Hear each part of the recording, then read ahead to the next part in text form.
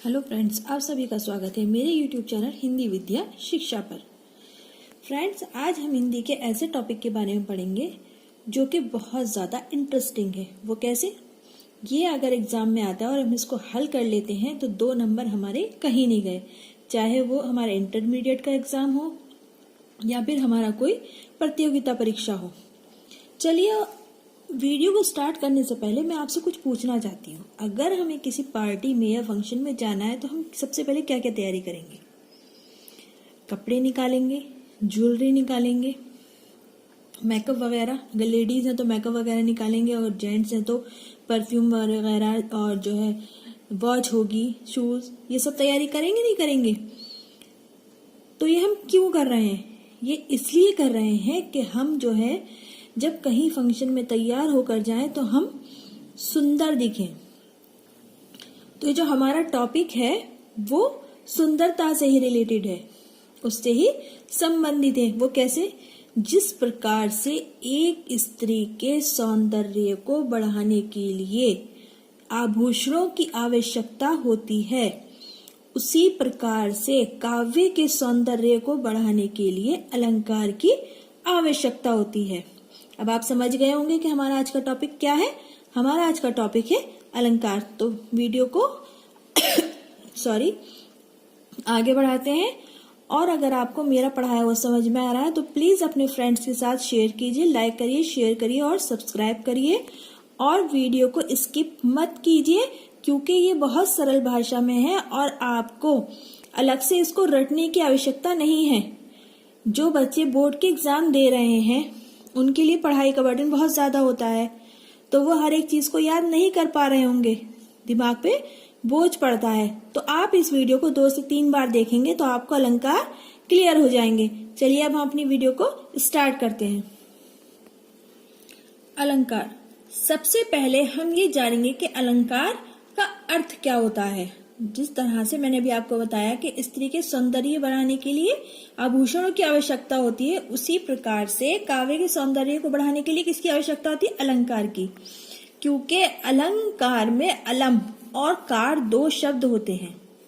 अलम का अर्थ होता है भूषण या सजावट, अर्थात जो काव्य को अलंकृत करे वह अलंकार है। यह हमारी सरल सी परिभाषा है। अगर हमारी परिभाषा लिखने के लिए आ रही है तो ये बहुत सरल है, 1-2 बार पढ़ेंगे आपको बहुत अच्छे से याद हो जाएगी। फिर हमारा आता है कि अलंकार होते कितने प्रकार के हैं, इसको कितने भागों में विभाजित किया गया है।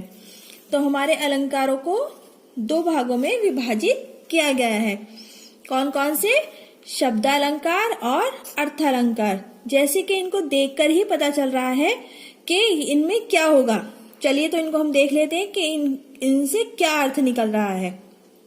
सबसे पहले हम शब्दालंकार के लिए हम विस्तार पूर्वक पढ़ेंगे। इसके कितने भाग हैं और इनको हम किस तरह से पहचान सकते हैं। चलिए देखते हैं। शब्दालंकार। जिसके शब्दों में चमत्कार पाया जाए वह शब्दालंकार कहलाते हैं। चमत्कार वो जादू वाला चमत्कार मत समझ लीजिएगा, यानी कि जिनके शब्दों से हमें पता चले, जिसमें कविता में हमें शब्दों से पता चले, वह अलंकार कौन सा है? हमारे शब्दालंकार। शब्दालंकार में हमारा सबसे पहला अलंकार है अनुप्रास अलंकार। कौन सा है? अनुप्रास अलंकार। ये प्रेक्षा की दृष्टि से बहुत ज्यादा महत्वपूर्ण है। इसकी परिभाषा लिखने के लिए आ जाती है या फिर कोई हमें दोहा या पंक्ति दे दी जाती है, उसमें हमें अलंकार छांटना होता है। जैसे जिस रचना में व्यंजनों, व्यंजन खाने के व्यंजन की बात नहीं हो रही है, व्यंजनों, कौन से व्यंजन? वर्णमाला पढ़ी थी उसमें क ख ग घ घ, वो व्यंजनों की बार बार आवृत्ति माने आना, बार बार आए और उसके कारण जो चमत्कार उत्पन्न होता है उसे अनुप्रास अलंकार कहते हैं। यानी कि जब हम कविता पढ़ रहे हैं और उसके अंदर बार बार हमारे व्यंजन आ रहे हैं, ठीक है, वह हमारा क्या है? जो है हमारा अनुप्रास अलंकार है। व्यंजन से हमारा तात्पर्य खाली क ख नहीं, हमारे वर्ण, कोई भी वर्ण हो सकता है, वर्णमाला के अंदर का कोई भी वर्ण हो सकता है। ठीक है, तो आप कंफ्यूज मत होइएगा। अब उदाहरण के द्वारा हम समझते हैं। कुल कानन कुंडल मोर पंखा उर पे बनमाल विराजती है। का समझ में आया?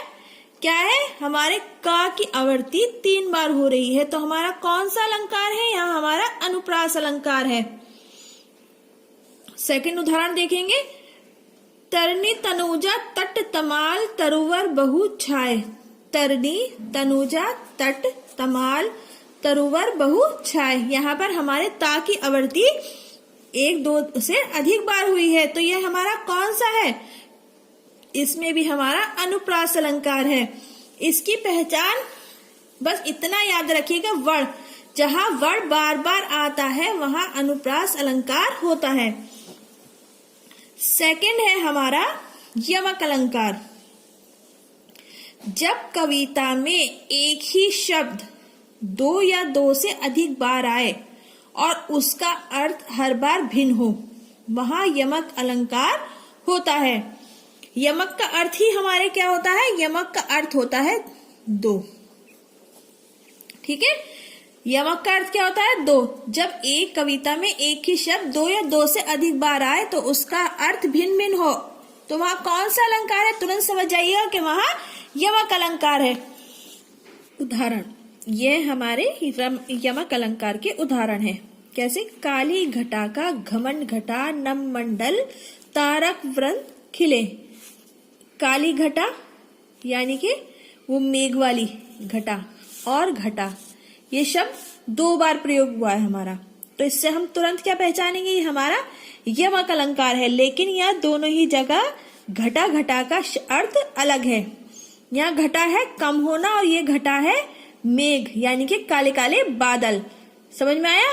ये घटा और ये घटा अलग अलग अर्थों को दर्शा रहे हैं, लेकिन 1 से 2 बार जो है प्रयोग हो रहे हैं, तो ये हमारा कौन सा अलंकार है? ये हमारा है यमक अलंकार। सेकंड है हमारा कनक कनकते 100 गुनी मादकता अधिकाय व खाए बौराए जग या पार बौराए। कैसे? कनक कनक, कनक कनक क्या है? हमारी 2 बार प्रयोग हो रही है। अब का को देख के ये मत समझ लेना कि इसमें अनुप्रास अलंकार होगा, नहीं, ये कनक कनक 2 बार है, परंतु इसका क्या है? दोनों ही बार अर्थ अलग है। कैसे? एक कनक का अर्थ है यहाँ धतूरे से है, और दूसरा कनक क्या है? सोना। कैसे कैसे पहचानेंगे हम? कनक कनकते 100 गुनी मादकता अधिकाय, कि कनक कनक की मात्रा अधिक मात्रा में जिसको मिल जाती है, या सोना अगर किसी को बहुत अधिक मात्रा में मिल जाता है तो वो बौरा जाता है। जब वो उस सोने को पा लेता है तो वो बौरा जाता है, और अगर कोई धतूरे को अधिक मात्रा में खा लेता है तो वो बौरा जाता है। ठीक है, तो एक कनक हमारा क्या है? सोना है, और एक कनक क्या है? हमारा धतूरा है। अगर आपको वीडियो समझ में आ रही है तो प्लीज लाइक का बटन दबा दीजिएगा। नेक्स्ट है हमारा श्लेष अलंकार। श्लेष अलंकार का अर्थ होता है चिपका, चिपका हुआ। ठीक है, श्लेष का हमारा क्या अर्थ होता है? चिपका हुआ। जहां एक शब्द एक ही बार प्रयुक्त होने पर 2 अर्थ दे, वहां श्लेष अलंकार होता है। यमक में क्या है? एक शब्द 2 बार होता है मगर अर्थ अलग होते हैं, परंतु यहाँ एक ही शब्द एक ही बार प्रयुक्त हो मगर अर्थ 2 हो। समझ रहे हैं ना? शब्द तो एक ही बार प्रयोग हो रहा है मगर उसके अर्थ 2 निकल रहे हैं, वह हमारा कौन सा अलंकार है? वो हमारा श्लेष अलंकार है। अब उदाहरण से जानेंगे। जो रहीम की दीप की कुल कपूत गति सोए, बारे उजियारो करे बड़े अंधेरो होए। बारे, बारे हमारा हीरा, ठीक है, और बड़े हीरा। यहाँ पर बारे एक तो बचपन के बारे में कहा गया है और एक जलाने पर, ठीक है, दीपक वगैरह जलाने पर। और बड़े, बड़े माने एक तो आगे बढ़ना, और बड़े आप लोगों ने कभी दादी नानी वगैरह जो पुराने लोग हुआ करते थे तो ये कहा करते थे कि जो है बत्ती बढ़ा दो, यानी कि बुझाना। ठीक है ना, बड़े का अर्थ क्या है, बड़ा होना और बुझने से है। तो यहाँ हमारा शब्द एक बार प्रयोग हो रहे हैं, ये शब्द एक एक बार प्रयोग हो रहे हैं, मगर ये दो दो अर्थों को दर्शा रहे हैं। तो यहाँ हमारा कौन सा अलंकार है, यहाँ हमारा श्लेष अलंकार है। एक उदाहरण बहुत जो बार बार परीक्षा में पूछा जाता है वो मैं आपको बताऊंगी। रहीमन पानी राखिए बिन पानी सब सून, पानी गए ना उबरे मोती मानस चून। तो क्या है, पानी शब्द प्रयोग हो रहा है, लेकिन क्या है, मोती मानस, मानस यानी कि व्यक्ति, और चूना, चूने के लिए, सबके लिए पानी का अर्थ अलग अलग दर्शा रहा है। ठीक है ना, तो यहाँ पानी की जो है चमक प्रतिष्ठा के बारे में बताया जा रहा है। तो यह हमारा कौन सा अलंकार होगा, यह हमारा श्लेष अलंकार होगा। फोर्थ नंबर पे है हमारा वक्रोक्ति अलंकार, जहां बात किसी एक आशय से, आशय यानी कि किसी एक जो है पर्टिकुलर चीज के बारे में कही जाए और सुनने वाला उसका भिन्न अर्थ लगा ले। ठीक है ना, हम कह तो कुछ रहे हैं और सुनने वाला कुछ और कह रहा है, वहां हमारा कौन सा अलंकार होता है, वक्रोक्ति अलंकार होता है। अब इसको हम कैसे उदाहरण के द्वारा समझेंगे जो हमें आसानी से समझ में आए। कौन द्वार पर राधे मैं हरी, क्या वानर का काम यहाँ। राधे, राधा जी पूछती हैं कि द्वार पर कौन है, तो जवाब आता है कि मैं हरी। अब हरी से उन्होंने क्या अर्थ लगाया कि कोई वानर आया है, तो वो कहती हैं कि यहाँ वानर का क्या काम है, तुम यहाँ क्यों आए हो। ठीक है, वो तो ये बता रहे थे कि मैं हरी आया हूं, लेकिन उन्होंने क्या अर्थ लगाया कि यहाँ वानर आया है। ठीक, आप जाइए। तो अब इसको सुनने के से अर्थ निकल रहा है, एक तो यह है कि कोई कह रहा है कि आप जाइए, और दूसरा कोई ये प्रेशराइज कर रहा है हमारे ऊपर जो है कि आप जाइए, तो मतलब आप जाकर तो दिखाइए। ये अर्थ निकल रहा है ना, इसके दो अर्थ निकल रहे हैं कि सुनने में लग तो कुछ और रहा है, बोलने वाला बोल तो कुछ और रहा है, परंतु क्या है, अर्थ कुछ और है। को तुम है घनश्याम हम तो बरसों कित जाए, पूछा राधाई ने कि कौन, तो कहा घनश्याम हम। तो वो उन्होंने क्या है, घनश्याम का अर्थ काले बादलों से लगा लिया, और उन्होंने क्या कहा कि अगर तुम घनश्याम हो तो कहीं और जाकर बरसो, यहाँ क्या करने आए हो। ठीक है ना, तो जिन बातों में कहा कुछ और जाए और समझ में कुछ और आए, वहां कौन सा अलंकार होगा, वक्रोक्ति अलंकार होगा। नेक्स्ट है हमारा विप्सा अलंकार, जब अत्यंत आदर के साथ एक शब्द की अनेक बार आवृत्ति, आवृत्ति माने आना, बार बार हो, वहां कौन सा अलंकार होगा, हमारा विप्सा अलंकार होगा। इसकी पहचान हम कैसे करेंगे, जहां ये शब्द आए जैसे छी छी, राम राम, चुप चुप, देखो देखो, इस तरह के जहां शब्द आएंगे वह हमारा कौन सा अलंकार होगा, वहां हमारा होगा विप्सा अलंकार। उदाहरण के लिए जैसे हा हा, हाँ हाँ इन्हें रोकन को टोक न लगाओ तुम, इन्हें रोकने के लिए तुम टोक मत लगाओ। ये हा हा हमारा शब्द दो बार प्रयोग हो रहा है, बार बार प्रयोग हो रहा है, तो यह हमारा कौन सा अलंकार है, यह हमारा विप्सा अलंकार है। यहाँ पर आने के बाद हमारे शब्द अलंकार पूर्ण हो चुके हैं। नेक्स्ट वीडियो में आपको अर्थालंकार और उसके भेदों के बारे में बताया जाएगा, तो आप प्लीज जो है अगली वीडियो भी देखें, क्योंकि आपके दोनों ही अलंकार, शब्द अलंकार और अर्थ अलंकार दोनों ही महत्वपूर्ण हैं।